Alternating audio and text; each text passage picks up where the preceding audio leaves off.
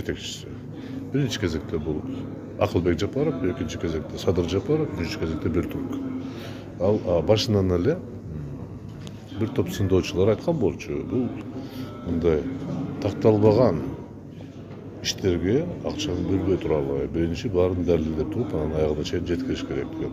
Негизи айтылган максаттар жакшы, койгон максаттар жаман эмес, бирок аткарылышы кызыктуу болуп калды да. Бөлтүрк мырза иштин ордуна жанагы офистерди арендага алып, башка нерсе чыгарышууларды көбөйткөнү бул өкүнүчтүү да.